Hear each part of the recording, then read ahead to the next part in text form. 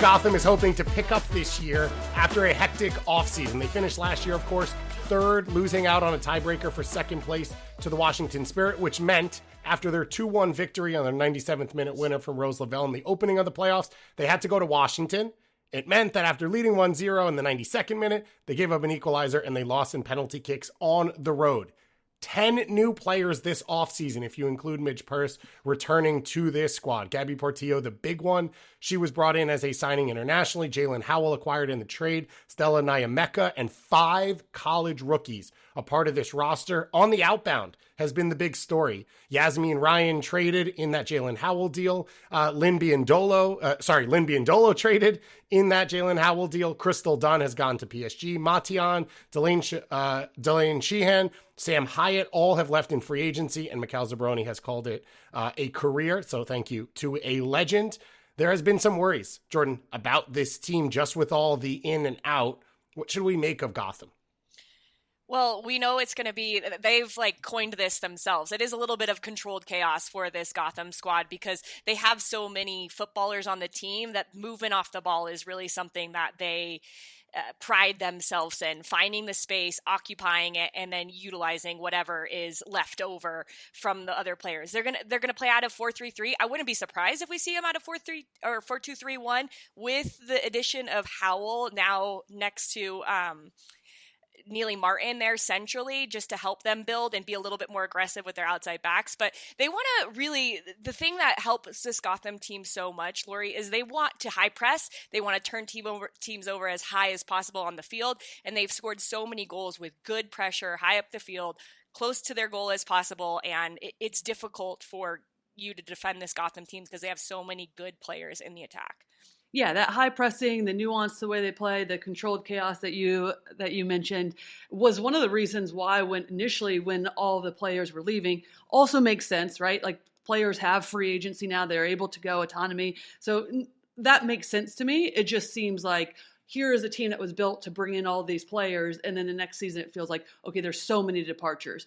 But it's that controlled chaos that initially had me worried about this team because it does take time to understand what Juan Carlos Amorós, or at least it perceives to take time to fit into the way that they want to play. Delaney Sheehan, Yasmin Ryan were integral parts to the way that this team played, the way they played through the midfield.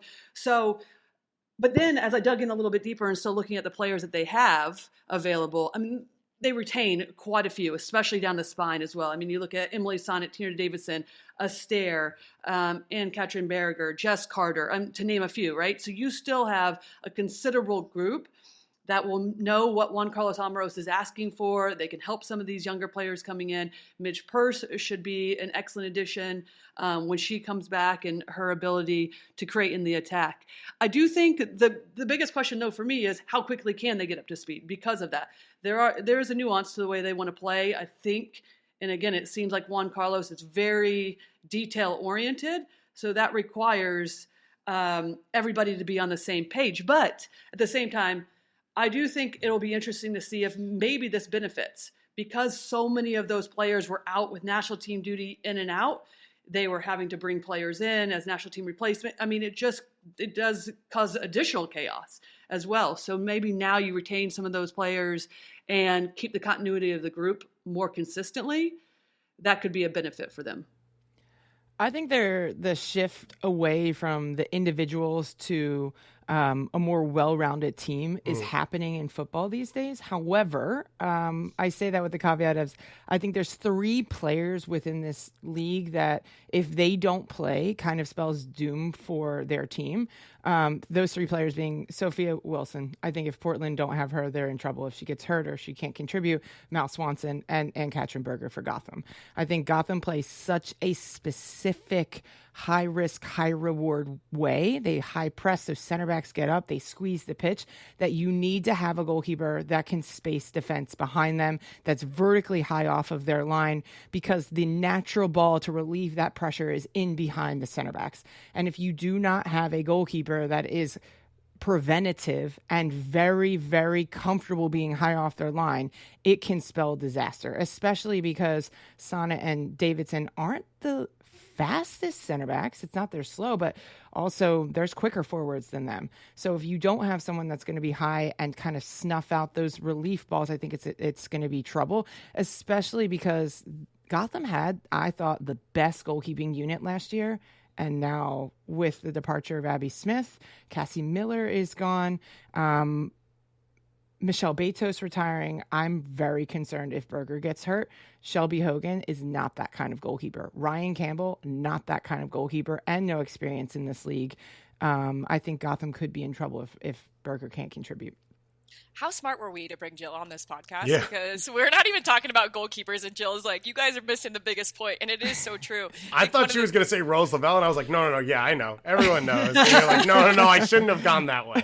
Yeah, well, Rose Lavelle, yes, but she is so inconsistent in how much she can play. So I think that they've actually already adjusted to having Rose or not having Rose because she gets injured quite often. It's such a good point, Jill, because this is they are risk and reward team. The spaces in behind, and this team was so different with Berger in the back line or in the net for them. So it's a really good point. Lori, I like your point though of the question is, can they move from individual to as a team? I was lucky enough to go to their preseason game, and all 5 of the college players played heavy minutes. Like, can this group be cohesive in ways that maybe they weren't at times because of all the movement of international players playing at Olympics and all those other things over the last year, even if the elite talent is not the same for them?